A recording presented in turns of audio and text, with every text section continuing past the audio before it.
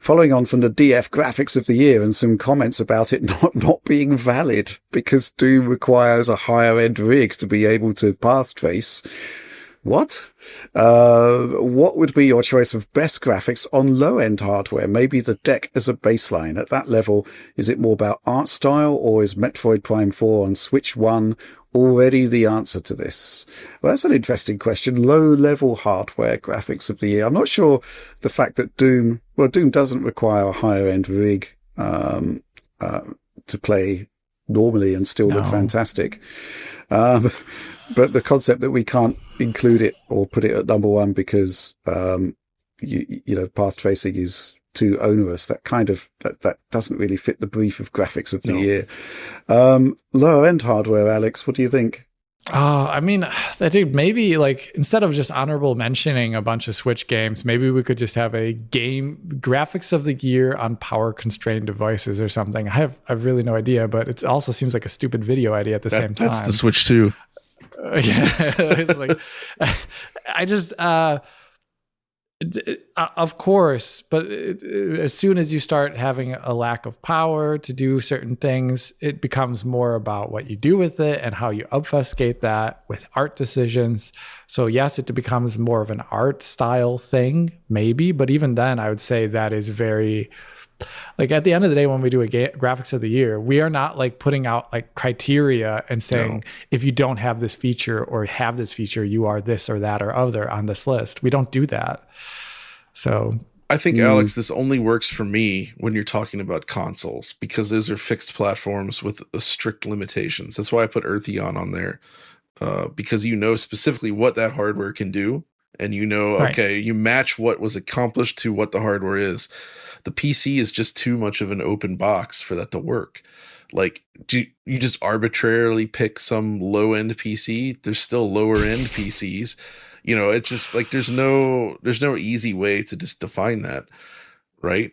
And in the case of Doom, it doesn't even hold water because, one, we acknowledge that it looks amazing without path tracing because it already has great ray tracing.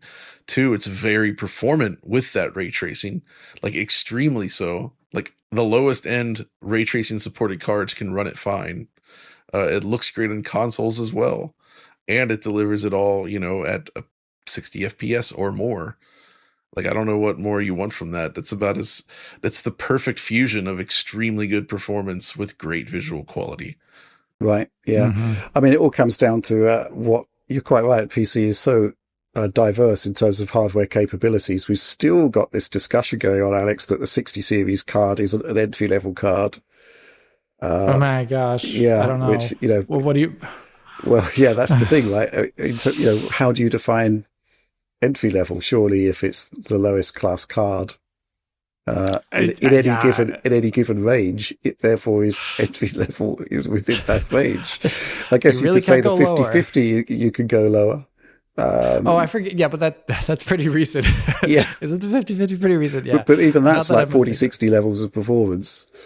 It is very much so. I just, I guess one thing, like, I think it just it's all about hurt feelings for some reason. Like the comment, thank you, Matt GPT, for covering this comment, because we are actually talking a lot about it, but it is a bit about hurt feelings, like just people who feel like something wasn't included or doesn't align with their opinion. And that's also perfectly fine, because at the end of the day, when we get to the bottom part of the list where we start ranking things, we start making semi-arbitrary decisions based upon personal preferences at that point, right? Like very heavily.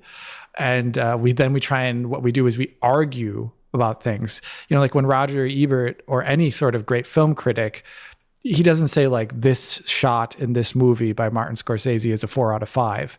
You know, like he says, you know, he's trying to articulate it across multiple paragraphs, or whoever they are. And it's about the argument winning you over. And that's what we try and do at the end of the video when we try and argue for things being ranked.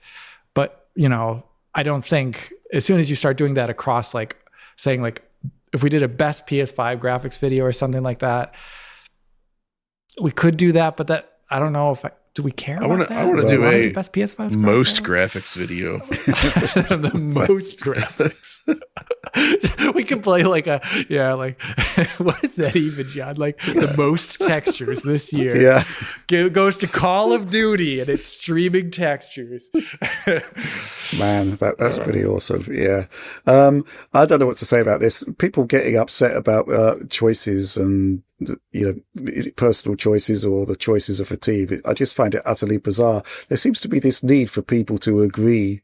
There needs to be consensus, otherwise you're wrong. That's not the way it works. And diversity in opinions is actually quite important. Crazy stuff, I know. Just saying. Yeah, it's like I was saying the other week where I didn't care, where people said, I was asked if I care about what other reviewers think, and I said no. And it's because you need diversity of opinion. There's no need. Why do you need everybody to tell you the same thing? It just does not make sense in any way, shape or form. Yeah, I think going back to Matt GPT's question here, Metroid Prime 4 on Switch 1 is pretty good. There we go. Yeah, it's great. Yeah, it is. Not bad.